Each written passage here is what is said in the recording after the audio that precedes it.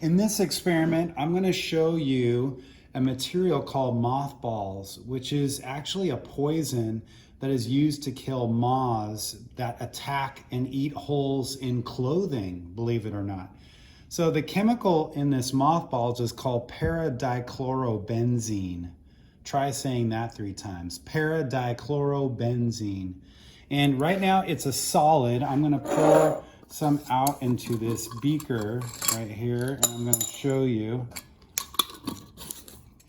So I've got some poured out into the beaker.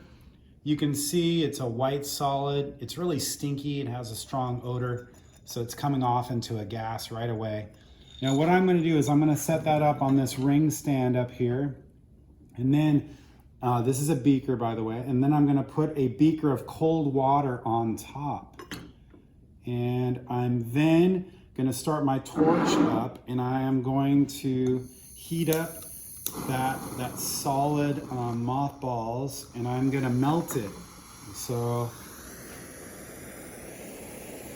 I'm going to be doing this right here, getting the torch going. Let me move you guys closer. There you can see it. And it's starting to melt. I can see it. It's starting to melt on the sides of the container. You can see it right there. And it looks like a clear, thick liquid. It's thicker than water, but it kind of looks like water.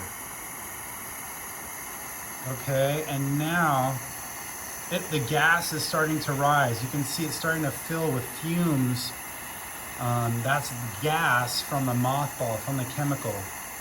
So it's turned to a liquid, and now gas is rising up. Some of the gas is solidifying on the walls of the container. And I'm gonna kind of get those, I want those particles off of there. So I'm gonna get that up. It's boiling, the bottom is definitely boiling. And it's still filling with gas. So I need to keep doing this for a little bit. It's definitely boiling. The fumes are all from that chemical. I can see some of the fumes are coming out. And let me turn this off, and it's going to continue to boil for a while. I can hear it boiling. There's the beaker of water on the top. And it's starting to slow down a bit. I'm trying to see if we get any condensation. We're not really getting any condensation here.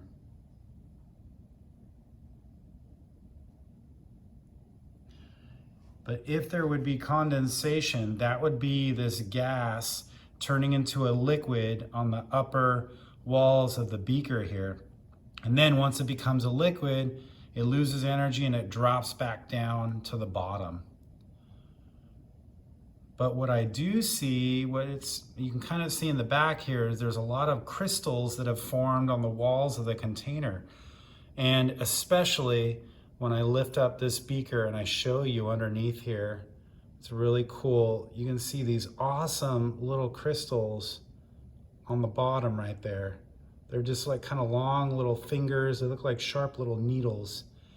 That's solid dry ice that has reformed on this cold water beaker, because the cold water caused the gas, which had high energy, to cool off rapidly. And it made these beautiful looking crystals on the bottom of this beaker. So that's about it. The only thing that we didn't really see here is the condensation. Again, the condensation should have appeared up in this range as little droplets. There are crystals in the back as re-solidified. So again, we saw 3 states of matter for this mothball chemical.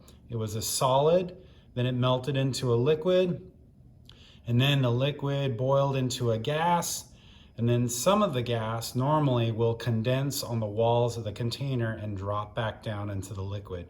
So we saw mothballs as a solid, a liquid, and a gas.